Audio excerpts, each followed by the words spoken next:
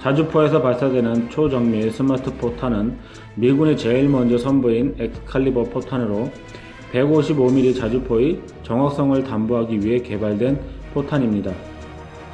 미군의 엑스칼리버 포탄은 155mm 자주포 포탄에 GPS 장비와 INS인 관성 항법 장치를 유도 포탄으로 집어넣어 파이언 포겟 방식의 사거리 연장 정밀 유도 포탄입니다. 즉 스마트 포탄으로 불리며 지능탄의 시초입니다. 이러한 엑스칼리버 포탄의 최대 사정거리는 50km로 전투 상황에 따라 공중 폭발, 지연 폭발, 포인트 폭발 3가지 모두가 존재합니다. 155mm 구경이라 자주포와 견인포에서 발사할 수 있으며 발사 후 GPS로 유도가 됩니다. 원래는 크루세이더 자주포에서 운영하려고 개발하였으나 크루세이더 자주포가 취소되고 기존 팔라딘 자주포에서 시험되었습니다.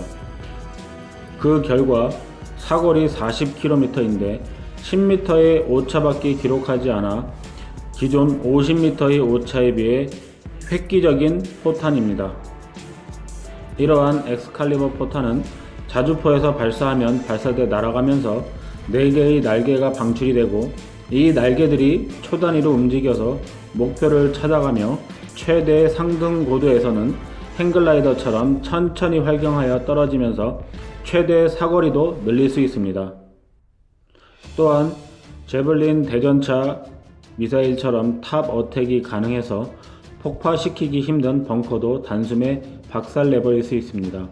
이 엑스칼리버 포탄의 도입으로 그동안 구형 자주포였던 팔라딘의 사거리가 30km에서 단숨에 50km로 늘어났으며 적 기갑을 포격이 아닌 저격으로 타격할 수 있는 성능으로 업그레이드 됐습니다.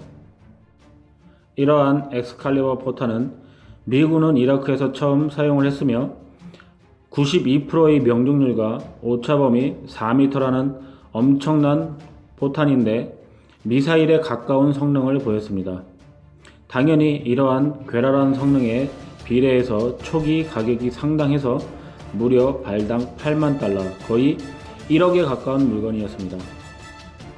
참고로 우리 군에서 사용하는 일반 자주포 포탄이 30만원인 것을 생각하면 엄청난 가격 차이입니다. 지금은 그래도 많이 안정이 돼서 4천만원을 좀 넘는 정도라고 합니다.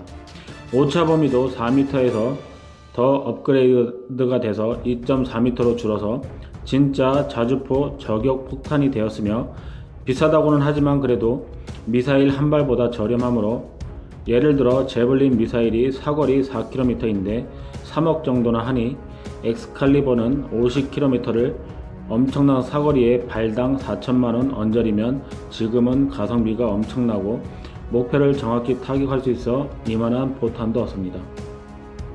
만약 30만원인 일반 포탄으로 원하는 목표를 정확히 타격하기 위해서는 최소 몇 배에서 몇십 배, 아니 주변을 초토화시킬 정도로 포탄을 쏴대야 하지만 엑스칼리버 포탄은 한 발이면 표적을 정확히 제거하기에 어찌 보면 싼 것이라고 할 수 있습니다. 또한 이러한 포탄이 필요한 이유는 적이 민간인 지역에서 활동할 경우 일반 포탄으로 사격을 하면 민간인들도 엄청난 피해를 보기에 정치적인 문제로 비화되는 것이 쉽습니다. 그래서 실가지로 숨어든 적을 핀포인트로 공격해서 제거하려면 기존의 자주포에선 할 수 없어 제블린 미사일 같은 보병 무기로 제거했지만 제블린 또한 미사일 사거리가 짧고 많은 수량을 쏠 수 없지만 엑스칼리버 포탄은 원하는 곳곳에 핀포인트로 타격을 할 수 있는 장점이 있습니다.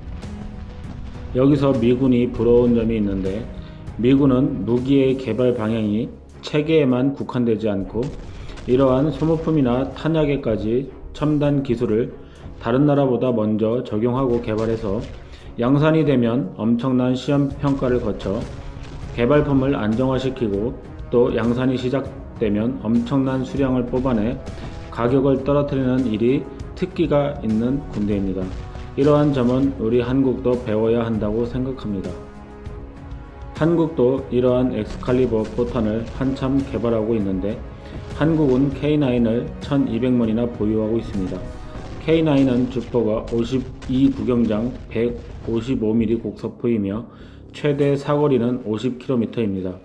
이것도 2030년까지 K9A1으로 업그레이드할 예정입니다.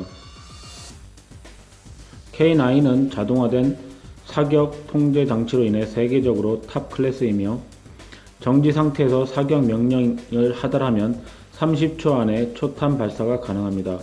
이러한 K9에서 엑스칼리버 같은 초정밀 포탄을 쏜다면 엄청난 업그레이드가 되는 것입니다. K9에서 사용하는 일반적인 포탄은 30만원짜리입니다. 미사일보다 싸다고 하지만 미국의 엑스칼리버 포탄이 4천 초중반이라 엄청난 가격 차이가 나는 것은 사실입니다. 그러한 비싼 포탄을 왜 한국에서 자체 개발하는 이유가 무엇일까요? 그것은 북한의 장사정포 때문입니다.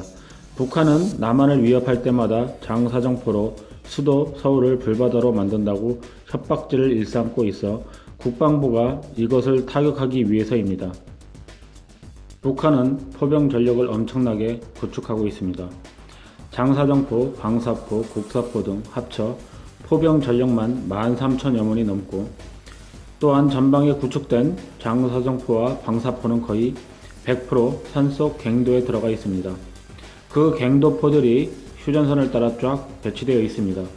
특히나 수도권 지역에 갱도화된 장사정포 부대가 집중되어 있으며 수도권과 서울을 노리는 갱도포들만으로도 엄청난 수량이 집중되어 있어 북한에서 항상 서울 불바다 발언으로 위협하는 것입니다. 이러한 위협에 우리 또한 절대 그냥 내버려 둘 수 없는 노릇입니다. 북한은 갱도 안에 포들을 숨겨 놓았기에 의기양양 협박을 해대는데 우리의 K9과 K55 자주포가 2000여 대로 이것으로 갱도 포병을 타격한다는 시나리오를 세우고 있습니다.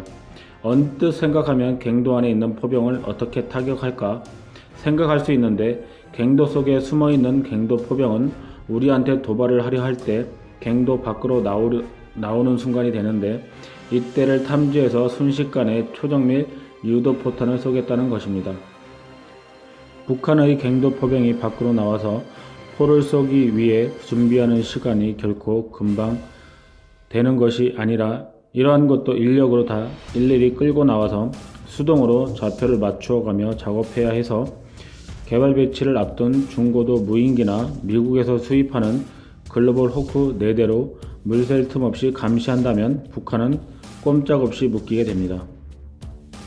북한의 갱도포 중에서 240mm 방사포와 170mm 장사정포가 위협적인 물건인데 이런 물건이 갱도 밖으로 끌고 나와서 한번 쏘고 갱도로 들어가는 데는 최소 20분 이상이 소요되며 170mm는 40분 이상 소요된다고 합니다. 그런데 우리 K9은 사격 대응 시간이 30초, 많으면 5분 이내 초탄 발사가 가능해서 이런 갱도 포병을 잡을 수 있습니다.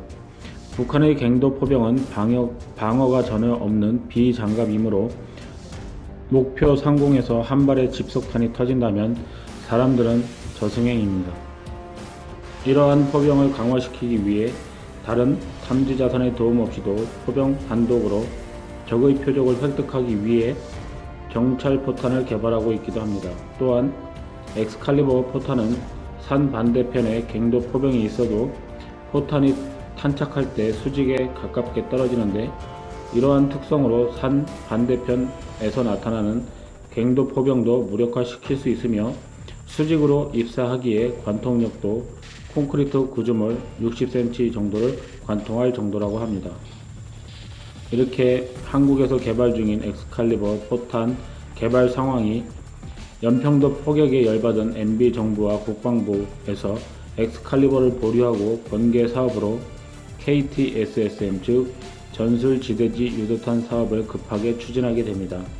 이 미사일은 대화력전에 동원되며 주요 타격 목표가 갱도 포병으로 열 압력 탄도를 갖추고 있어 갱도 입구를 뚫고 들어가 폭발하기 때문에 그 속에서 직접 유폭이 안된다 하더라도 열 압력 탄도가 내장되어 있어 그것이 갱도 입구에서만 터져도 갱도 속은 말 그대로 모든 생명체는 순식간에 죽어버리게 됩니다. 산소를 다 태워버리기 때문이며 후폭풍도 엄청나 사람이 산산조각이 납니다. 이러한 KT-SSM을 엑스칼리버 포탄보다 우선순위로 번개 사업으로 개발을 시작했으며 지금은 배치되고 있는 물건입니다. 중동 등 해외에서 인기도 상당하고 이런 물건을 8억에 뽑는다고 하는데 포방부는 여기서 이전에 북한의 갱도 포병을 상대로 개발하려 했던 한국형 엑스칼리버를 포기하지 않고 다시 슬금슬금 완성시키고 있습니다. 국방부는 몇 년 전 미국의 엑스칼리버 탄을 소량 도입해서 시험을 했다고 하는데 아마도